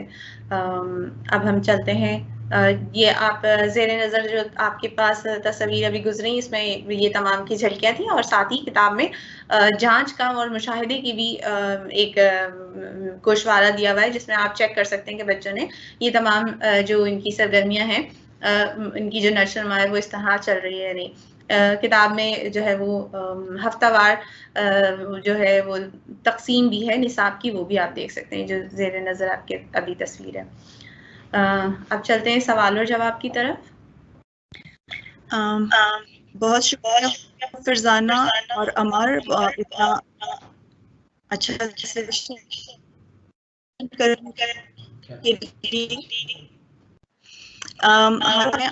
وہ اس حوالے سے ہیں کہ بچوں کی پڑھائی کو کیسے بہتر بنایا جائے. لائک ایک سوال یہ تھا کہ اگر ہم اردو انگلش میں اگر ہم چھوٹی ABC کرواتے ہیں تو اردو میں ہم آدھی اشکال سے کیوں آغاز نہیں کرتے اردو کی لکھائی کا، بڑے حروف ہم کیوں سکھاتے ہیں؟ سب سے پہلے تو یہ کہ یہ ایک جو کانسیپٹ اس کو درست کر دوں، آدھی اشکال نہیں ہوتی، یہ چھوٹی شکلیں ہیں. اردو زبان میں جب کوئی حرف جو ہے وہ بنتا ہے تو جو حرف کی اصلی شکل ہوتی ہے، یعنی ایک مجموعی شکل ہے، اس سے وہ تبدیل ہو کر چھوٹی شکل اختیار کر لیتی ہے الفاظ بنانے کے لیے. جبکہ جو انگریزی زبان ہے اس میں اسمال لیٹرز جو ہوتے ہیں وہ الفاظ سازی کے لیے، یعنی ورڈز بنانے کے لیے استعمال ہو رہے ہوتے ہیں. وہاں پر کیپٹل لیٹرز جو استعمال ہوتے ہیں وہ عموماً پنکچویشن کے لیے استعمال ہو رہے ہوتے ہیں، یعنی جب آپ کو کسی مخصوص موقع پہ کیپٹل لیٹرز کی ضرورت پڑے گی صرف تب استعمال ہوتے ہیں. اور اس سے پہلے جتنی بھی لکھائی ہے، جتنی بھی آپ علم دینا چاہتے ہیں، وہ بچہ اسمال لیٹرز کے ساتھ لکھ سکتا ہے. پڑھنے کے لیے البتہ اس کو کیپٹل لیٹرز کی پہچان ہونا ضروری ہے. جبکہ اردو زبان میں جو ہے وہ جب الفاظ سازی کی جاتی ہے تو اس میں چھوٹی اشکال اور بڑی اشکال بیک وقت شامل ہوتی ہیں. تو بڑی اشکال کو اسی لیے متعارف کروا دیا جاتا ہے کہ وہ ایک مکمل شکل ہے. ہم اگر اچانک سے کسی گاڑی کا پہیہ دکھا کہیں کہ گاڑی کا پہیہ، تو بچے کو یہ پتا تو کہ گاڑی کیا چیز ہے.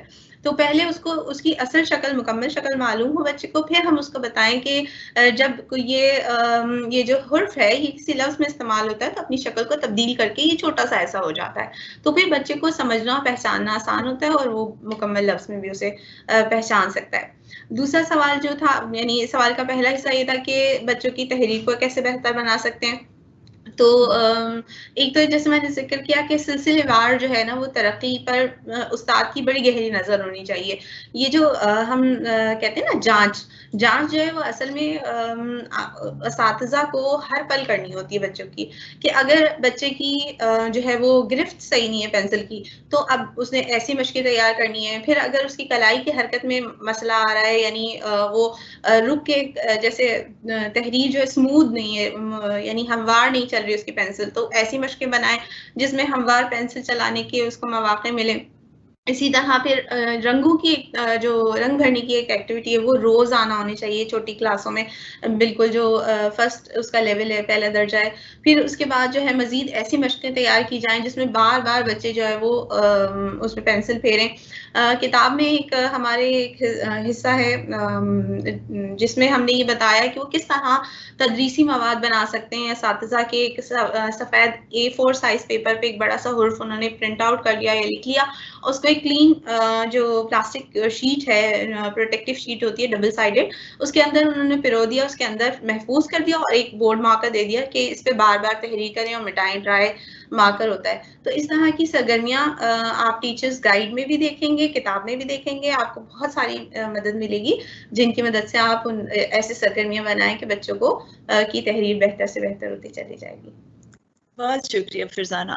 हमारा दूसरा सवाल ये है कि तदरीसी तालीम के इब्तदाई सालों में तालिब इल्मों की उर्दू निसाबी पढ़ाई को कैसे पुख्ता बनाया जा सकता है? अब पढ़ाई की बात हो रही, पहले लिखाई कर रहे थे, अब पढ़ाई। जैसे मैंने तस्करा किया था इब्तिदा में कि बसरी और सौती निज़ाम दोनों को साथ लेकर चलना ज़रूरी है। सौती निज़ाम बच्चे को एक खुद एतमादी देता है और ये एक ऐसा निज़ाम है जो बच्चे को किसी चीज़ का मोहताज नहीं करता, ठीक है ना। जब उसे एक मरतबा अल्फाज से की हरूफ की आवाज़ें निकालना आ जाएंगी तो फौरी तौर पर जहाँ भी वो 2 हरूफ देखेगा तो वो उन्हें ज़म करना शुरू कर देगा और उनको पढ़ना शुरू हो जाएगा। अब इस तरीके से क्या होगा कि जितने अल्फाज उसे ऑलरेडी पढ़ना आते हैं, उसके ज़ख़ीरे में मौजूद हैं, वो भी पढ़ेगा और नए अल्फाज जो उसने पहली मरतबा देखे हैं, कहीं बाहर निकला है, वो रोड पे चलते हुए किसी साइन बोर्ड पर, किसी अखबार में, रिसाले में, कहीं भी, वो एक लामहदूद तरीके से उस अपनी सलाहियतों को इस्तेमाल कर सकता है।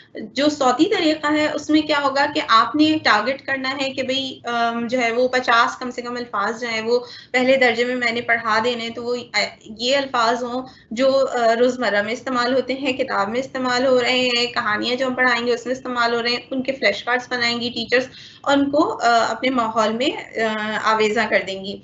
होना ये चाहिए आइडियली कि उसको ऐसी जगह लगाया जाए जहाँ बार बार बच्चे उनको देखें और उनकी नज़र से गुजरते रहें, कम से कम जो है वो 3, 4, 5 दिन, 1 हफ्ता वो तमाम हुरूफ जो है वो उनकी नज़रों के सामने रहें, सरगर्मियों के ज़रिए बार बार उन्हें वो देखें, बार बार उनकी तवज्जो मरकूज़ होती रहे। फिर इसी तरह क्या होता है कि आप उन्हीं, जैसे मिसाल के तौर पे आपने 3 जो है वो कार्ड्स बना के लगाए माहौल में, फिर आपने उनको किसी दिन जुमले की शक्ल दे दी और इसी तरह फिर आपने कभी किसी कहानी का एक पेज निकाला और उसके अल्फाजों को बच्चे से कहा कि अब आप कहानी सुनाएं और ये कार्ड्स रखे हुए, इनकी मदद से आप इसको कहानी को तरतीब दें, यानी उस सफ़े पर जो डिस्क्रिप्शन कहानी की लिखी हुई है बच्चे ने उनको तरतीब किया और उससे कहानी बनाई। इसके अलावा ये होना चाहिए कि सिर्फ आप किताबों तक महदूद ना रखें बच्चों को, जितने भी माहौल में ज़राए हैं जहाँ जहाँ बच्चों को पढ़ने के मौके मिल रहे होते हैं, उन तमाम को भी बरूए कार लाएं। जैसे मिसाल के तौर पर कोई पैकेट आया है घर में, कोई रिसाला मौजूद है, कोई कैलेंडर लगा हुआ है, वो तमाम इर्द गिर्द के माहौल को इस्तेमाल करें। इससे एक तो ये होगा कि बच्चे को ये पता होगा कि जो बुलंद ख्वानी है ना वो सिर्फ किताब तक महदूद नहीं है, और दूसरी चीज़ ये है कि वो खुद ही मुतजस्सिस हो जाएगा कि अच्छा ये क्या लिखा है, अब मैं इसको पढ़ने की कोशिश करूँ, अब इसको पढ़ने की कोशिश करूँ, तो धीरे धीरे ये उसकी तवज्जो उस तरफ लेके जाएगा और बच्चा जो है ना वो एक हुदूद से बाहर हो जाएगा। अब यानी हुदूद से मतलब वो लिमिटेड नहीं रहेगा कि मुझे बस किताब में पढ़ना है। तो धीरे धीरे जब आपको ज़्यादा आप मौक़े फराहम कर रहे होंगे तो बच्चे की भी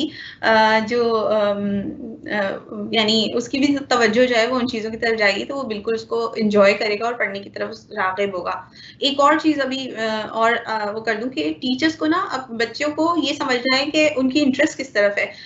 जो कंटेंट रखें वो मिसाल के तौर पे 25 बच्चे हैं तो आपको पता है कि 4 उनमें लड़के हैं और 3 लड़कियां हैं, तो आपके जो एक लाइब्रेरी कॉर्नर होगा, आपका गोशा जो होगा सीखने का, वहां पर ऐसी किताबें रखी जाएंगी जिसमें कार से मुतालिक कोई बात हो रही हो, टेडी बियर से मुतालिक कोई बात हो रही हो, या ऐसी चीज से मुतालिक बात हो रही हो कि जो लड़कियों की तरफ, लड़कियां जिसकी तरफ ज्यादा मुतवज्जो होती हैं, लड़के ज्यादा मुतवज्जो होते हैं। तो इस तरह बच्चे अपनी तवज्जो जो उनकी दिलचस्पी है उसकी तरफ राग़िब होते हुए उन किताबों का वो करेंगे, चुनाव करेंगे, तो इंशाल्लाह इसमें भी उनको मदद मिलेगी। बहुत शुक्रिया। एक आखिरी सवाल मेरा ये है कि यहाँ पे हमारे पास आ रहा है कि ہمیں یہ بتا دیں تھوڑا سا ایک بار پھر صوتی اور بصری طریقے تدریس کے بارے میں بتا دیں. صوتی طریقہ یہ ہے کہ اس میں ہر حرف کی ایک مخصوص آواز ہے. اساتذہ جو ہیں وہ تصویر یعنی حرف کی شکل دکھائیں گی اور اس کی آواز بتائیں گی. جیسے بے کی تصویر دکھائی یعنی بے کی وہ دکھائی فلیش کارڈ دکھایا اور پھر بتایا بچے کو کہ بے یعنی کچھ اسکولز یہ کرتے ہیں کہ بے کا نام بھی ساتھ میں دے دیتے ہیں اور اس کی آواز بھی بتاتے ہیں. ویسے یہ اصل طریقہ صحیح طریقہ یہ ہوتا ہے کہ آپ صرف اس کی شکل دکھائیں اس کی آواز بتائیں. یہاں کیا ہوگا جیسے بچے کے پاس ہمارا سسٹم یہ ہوتا ہے کہ سبھی لوگ جتنی بھی چیزیں ہیں ان کے نام یا ان کے ساتھ جو ایسوسیشن ہوتی ہے وہ بچے اسی طرح کر رہے ہوتے ہیں کہ اس کی شکل دیکھتے ہیں اور اس سے ہم جو آواز جو نام بتا رہے ہوتے ہیں اس کو سیکھ جاتے ہیں اور ایسوسیٹ کر لیتے ہیں. مثال کے طور پہ آپ نے جب پہلی مرتبہ کسی بچے کو چشمہ دکھایا ہوگا تو کہا ہوگا چشمہ. اب اسے یہ پتا ہے یہ جو چیز ہے جب بھی میں اس کو دیکھوں گا اس کے لیے چشمہ پکارا جائے گا. تو اب آپ نے جب اس کو بے دکھایا اور ب بتا دیا تو اب اسے پتا ہے کہ یہ ب ہے. اب کیا ہوگا جب آپ اس کو کئی آوازیں سکھا دیں گے مثال کے طور پہ مسوتے بھی بتا دیا آپ نے ابتدائی سالوں میں. پہلے آپ نے جو ہے وہ کانسوننٹس جو اردو کانسوننٹس ہیں وہ سکھا دیے اس کے بعد ووول سکھا دیے. اب آپ نے کیا کرا الفاظ سازی شروع کر دی. اس کو آلریڈی یہ تمام آوازیں آتی ہیں اب انہیں جوڑنے کا عمل شروع کریں گے آپ. کیا پھر اس کے بعد کیا ہوگا پہلے 2 حروف کو جوڑ کے ایک رکن بنائیں گے پھر رکن اور مزید حرف اس میں ملاتے جائیں گے اور الفاظ بننا شروع ہو جائیں گے. یہ تو ہے صوتی طریقہ. بصری طریقے میں کیا ہوتا ہے جیسے میں نے مثال دی کہ آپ نے جب پہلی بار مرتبہ بچے کو دکھایا چشمہ اور آپ نے کہا چشمہ ٹھیک ہے نا اس نے آپ کے منہ سے نکلنے والی جو الفاظ یعنی ایک آواز تھی اس کو ایسوسیٹ کر لیا اس شکل کے ساتھ چشمہ. اب آپ کیا کریں گے آپ نے چشمہ لکھا ہوا دکھایا ٹھیک ہے. اب جیسے ہی بچے نے آپ نے بولا چشمہ تو اس نے اس لفظ کی لکھی ہوئی شکل کو ایسوسیٹ کر لیا ذہن میں کہ یہ جب چشمہ لکھا ہوا دیکھوں گا تو مجھے پڑھنا ہے چشمہ. یہ کیا ہوتا ہے کہ اس میں آپ نے کرنا یہ ہوگا کہ آپ نے جتنے بھی الفاظ سکھانے ہیں اس کے فلیش کارڈز بنا کے تیار کر لینے. پھر اس کے بعد آپ کے پاس ایک چارٹ لگا ہوا ہال میں. پھر پہلے اس نے جو لفظ فلیش کارڈ کے ذریعے سیکھا ہے وہ اس کو ایسوسیٹ کرے وہاں وال کے اوپر یا چارٹ کے اوپر اور پھر آپ کتاب میں لے کے آئیں گے اس کو. یہاں کیا ہوگا بچے کے یادداشت میں جو لفظ محفوظ ہو گیا ہے اب وہ اس کو جو ہے وہ دیکھ رہا ہوگا اور پڑھے گا یعنی بغیر ہجے کیے وہ پورے لفظ کو پڑھے گا. اس کا فائدہ یہ ہوتا ہے کہ کچھ الفاظ ایسے ہیں جن کی جو ہجہ بنانا ہے ہجہ کرنا ہے وہ بہت مشکل ہے صوتی طریقے سے یا پیچیدہ ہے یا اس کے لیے وقت درکار ہے اور ہم اتنا وقت ہمارے پاس نہیں ہے کہ ہم انتظار کریں کہ بچہ بتدریج 2 حرفی 3 حرفی 4 حرفی سے گزرتے ہوا پھر لفظ سیکھے گا. مثال کے طور پہ جمعرات جمعہ بدھ منگل یہ دنوں کے نام اسے بہت جلدی سکھائے جا رہے ہوتے ہیں کلاس میں تو ہم انتظار نہیں کر سکتے اس بات کا. تو ہم اسے بصری طریقے سے وہ الفاظ سکھا دیتے ہیں. اب وہ جہاں بھی دیکھے گا لفظ جمعرات لکھا ہوا اس کو پڑھ لے گا. تو اس سے کیا ہوتا ہے کہ بچے کے پڑھنے کی رفتار تیز ہو جاتی ہے ٹھیک ہے اور وہ محدود نہیں رہتا. اب جب وہ پڑھنا شروع ہوتا ہے کسی کہانی کو کسی کتاب کو تو کچھ الفاظ جو ہیں وہ بصری طریقے سے پڑھ رہا ہوتا ہے اور کچھ جو ہے وہ صوتی طریقے سے پڑھ رہا ہوتا ہے. تو وہ صرف محدود نہیں رہتا صوتی طریقے کے ذخیرے پر یا جو اس کے جوڑ توڑ کی رفتار ہے اس پہ محدود نہیں ہوتا بلکہ وہ کیونکہ استانی نے جو چیز پڑھانی ہے جو سبق پڑھانا ہے کتاب پڑھانا ہے اس کے ذخیرہ الفاظ پہلے سے پڑھا دیے ہوتے ہیں صوتی اور بصری دونوں طریقوں سے. تو جیسے ہی وہ بلند خوانی کی طرف آتا ہے تو کچھ الفاظ بصری اور کچھ صوتی پڑھتے ہوئے جلدی اس کا مطالعہ جو ہے وہ جلدی ہو جاتا ہے اور وہ جلدی خود اعتمادی حاصل کرنا شروع ہو جاتا ہے. بہت شکریہ فرزانہ آپ نے بہت تفصیلی جوابات دیے ہمیں اور اس کے ساتھ ہی ہمارے اس ایونٹ کا ٹائم ختم ہوتا ہے اور میری طرف سے آپ کا عمار زیاد صاحب کا اور باقی ساری ٹیم کا اور سارے سننے والوں کا بہت شکریہ. کچھ فیڈ بیک کے لیے لنک میں نے شیئر کیا ہے. آپ سب سے درخواست ہے کہ اس پہ اپنا فیڈ بیک ضرور دیں ہمارے سیشن کے لیے اور ہینڈ آؤٹ کا بھی لنک شیئر کر دیا ہے تو کائنڈلی اپنے لیے اس سیشن کا ہینڈ آؤٹ آپ وہاں سے ڈاؤن لوڈ کر سکتے ہیں. آپ سب کا بہت شکریہ جی. تھینک یو سو مچ. بہت شکریہ. اللہ حافظ. اللہ حافظ. Thank you very much. You're most welcome.